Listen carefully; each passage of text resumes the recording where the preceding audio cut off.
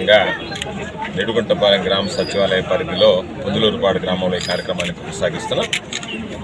ఈ కార్యక్రమం సమర్థవంతంగా విజయవంతంగా కొనసాగించడానికి సహకరిస్తున్నటువంటి స్థానిక నాయకులు, కార్యకర్తలు, అధికారులు, సచివాలయ సిబ్బంది, వాలంటీర్లు, గ్రామస్తులు అందరికీ ముందుగా హృదయపూర్వకమైనటువంటి ధన్యవాదాలు తెలియజేస్తున్నాను.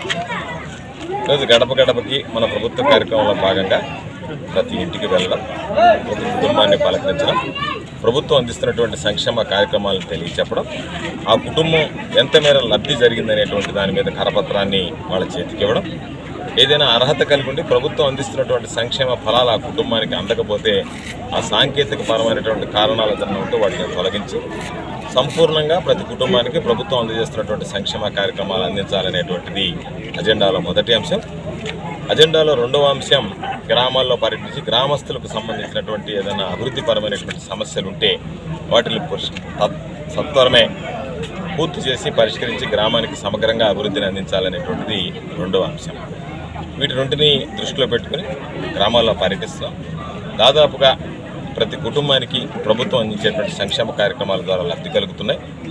జగన్మోహన్ రెడ్డి గారి పరిపాలనకు ప్రజలందరూ 100% ఈరోజు సంతృప్తిని వ్యక్తం చేసేటువంటి పరిస్థితి కనిపిస్తుంది.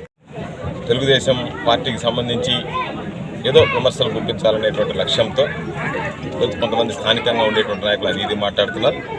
అనేక సంవత్సరాలుగా సుదీర్ఘకాలంగా అపరిష్కృతంగా ఉన్నటువంటి అనేక సమస్యలని వైఎస్ఆర్ కాంగ్రెస్ పార్టీ ప్రభుత్వం ఏర్పడిన తర్వాత, జగన్మోహన్ రెడ్డి గారు ముఖ్యమంత్రి అయిన తర్వాత స్థానిక అధికార పార్టీ శాసనసభ్యుడిగా, మంత్రిగా అనేక రకాలైనటువంటి సమస్యలకి పరిష్కారం చూపడం జరిగింది. ఒక్క పుంజులూరుపాడు గ్రామానికి సంబంధిస్తే 78 లక్షల రూపాయలతో సుమారు సిమెంట్ రోడ్డు కానీ, 70 లక్షల రూపాయలతో సైడ్ డ్రైన్లు కానీ నిర్మించాం. అదేవిధంగా గ్రామానికి సంబంధించినటువంటి RO ప్లాంట్ గతంలో మంజూరు చేశాం. 1 కోటి రూపాయల 50 లక్షల వరకు ఈరోజు మంచినీటికి అవసరమైనటువంటి ప్రతి ఇంటికి త్రాగునీటి కుళాయి అమర్చడానికి నిధులు మంజూరు చేశాం. ఈరోజే దాదాపుగా 1 కోటి 30 లక్షల రూపాయలకు సంబంధించినటువంటి పనులకి ప్రారంభోత్సవాలు చేస్తున్నాం. పరిపాలన, అభివృద్ధి అంటే గ్రామాల్లో తిష్ట వేసుకున్నటువంటి సుదీర్ఘకాలంగా అపరిష్కృతంగా ఉన్నటువంటి సమస్యలను పూర్తి చేయడం, గ్రామాలను సంపూర్ణంగా అభివృద్ధి చేయడం అనేటువంటిది ప్రధానమైనటువంటి అజెండా.